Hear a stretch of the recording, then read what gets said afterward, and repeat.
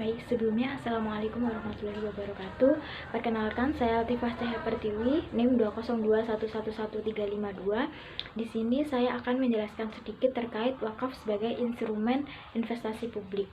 Guna menyusun tugas video presentasi mata kuliah Hukum Penanaman Modal, dosen pengampu Bapak Haq Muhammad Hamka Habibi, SEMA.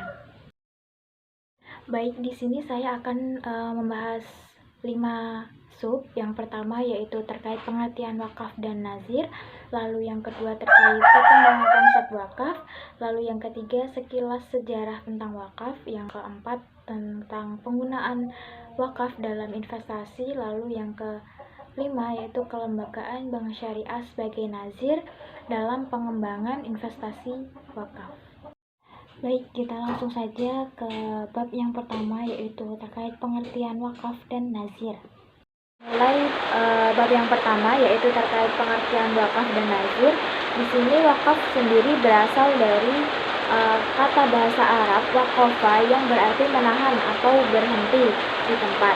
Sedangkan menurut istilah definisi wakaf menurut Muhammad Ismail adalah menahan harta yang mungkin diambil manfaatnya tanpa menghabiskan atau merusak bendanya atau ainnya dan digunakan untuk kebaikan.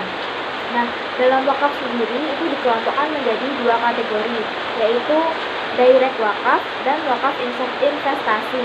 Nah, direct wakaf ini sendiri di mana aset yang ditahan atau diwakafkan dapat menghasilkan manfaat atau jasa yang kemudian dapat digunakan oleh orang banyak seperti tempat ibadah, sekolah, dan lain-lain. Lalu yang kedua yaitu wakaf investasi atau aset yang diwakafkan digunakan untuk investasi.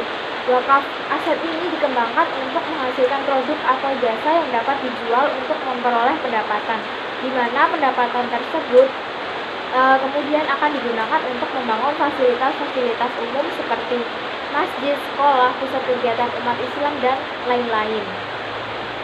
Berdasarkan Undang-Undang RI nomor 41 tahun 2004 pasal 6, unsur-unsur wakaf sendiri terdiri dari yang pertama yaitu wakif atau pihak yang mewakafkan harta benda miliknya, lalu yang kedua nazir yaitu pihak yang menerima harta benda wakaf dari wakif untuk dikelola dan dikembangkan sesuai dengan peruntukannya, lalu yang ketiga itu harta benda wakaf yaitu harta benda yang memiliki daya tahan lama dan atau manfaat jangka panjang menurut serta mempunyai nilai ekonomi menurut syariah yang diwakafkan oleh wakif.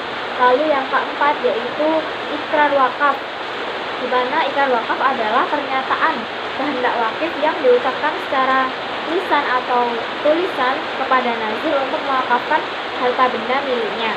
Lalu yang kelima yaitu peruntukan wakaf, peruntukan harta benda wakaf, di mana harta benda yang diwakafkan akan dikelola atau dialokasikan untuk kegiatan yang seperti apa, seperti itu. Lalu yang terakhir yaitu jangka waktu wakaf. Baik, materi yang selanjutnya yaitu pengertian nazir. Di sini kata nazir secara etimologi berasal dari kata kerja nazira yang zanu, yang berarti menjaga dan mengurus. Di dalam Kamus Bahasa Arab Indonesia juga disebutkan bahwa kata nazir berarti melihat, memandang, atau melihat kepada.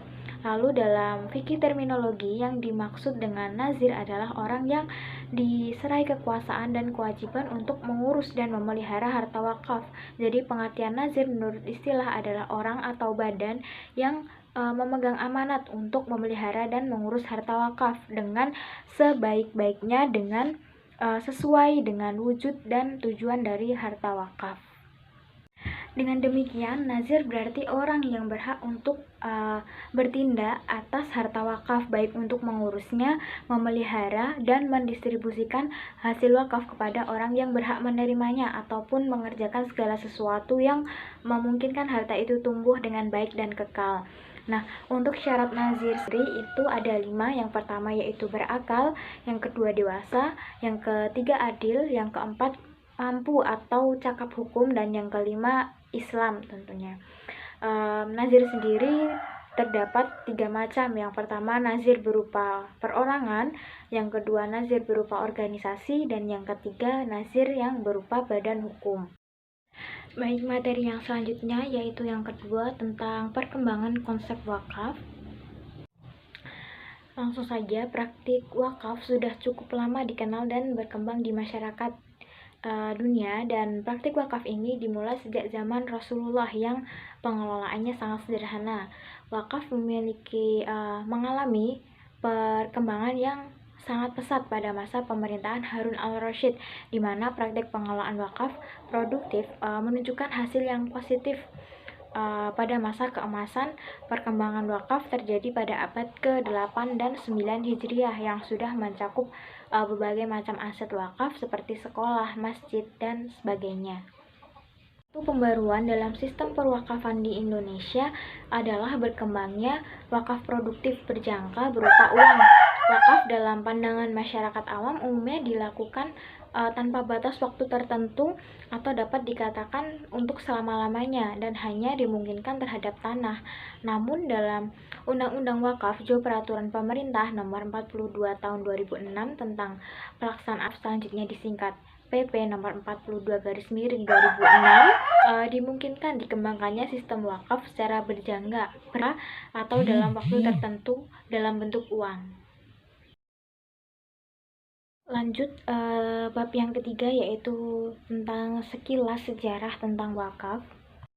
Baik, dalam sejarah Islam, wakaf dikenal sejak masa Rasulullah SAW karena wakaf disyariatkan setelah Nabi hijrah ke Madinah pada tahun kedua Hijriah.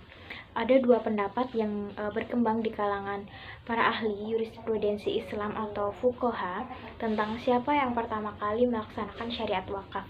Menurut sebagian ulama, yang pertama melaksanakan wakaf adalah Rasulullah SAW, yakni dengan mewakafkan tanah milik Nabi untuk dibangun masjid. Sedangkan ada pendapat ulama lain yang mengatakan bahwa Sayyidina Umar lah yang orang yang pertama kali melaksanakan syariat wakaf. Baik, lanjut ke bab yang keempat terkait dengan penggunaan wakaf dalam investasi.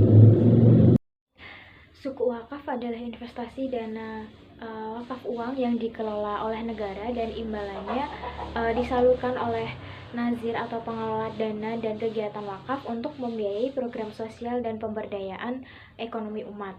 Nah, dana hasil penjualan suku wakaf akan diinvestasikan oleh pemerintah untuk program pembiayaan yang tercantum dalam perjanjian suku pemerintah.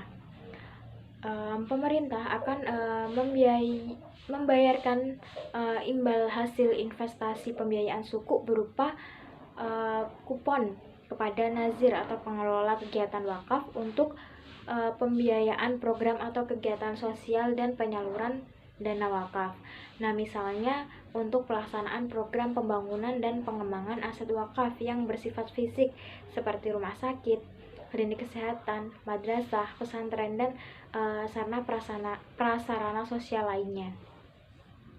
Ke bab yang kelima yang terakhir yaitu tentang kelembagaan bank syariah sebagai nazir dalam pengembangan investasi wakaf.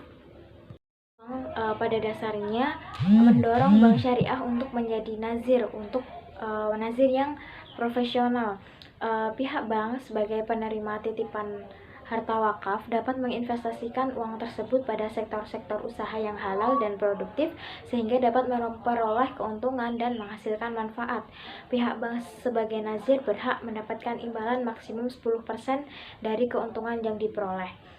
Menurut Muhammad Syafi'i Antonio, investasi dana wakaf dapat dilakukan oleh bank syariah sebagai nazir dalam berbagai tipe investasi. Yang pertama, investasi jangka pendek yaitu bentuk pembiayaan mikro. Lalu yang kedua, investasi jangka menengah yaitu pembiayaan yang disalurkan untuk industri atau usaha kecil. Lalu yang ketiga, investasi jangka panjang yaitu pembiayaan yang disalurkan untuk industri manufaktur dan industri besar lainnya. Berikut daftar pustaka yang saya gunakan sebagai referensi dalam mengerjakan tugas ini. Dan terima kasih atas perhatiannya. Semoga apa yang saya sampaikan bermanfaat. Saya mohon maaf apabila ada kesalahan dalam menyusun materi. Assalamualaikum warahmatullahi wabarakatuh.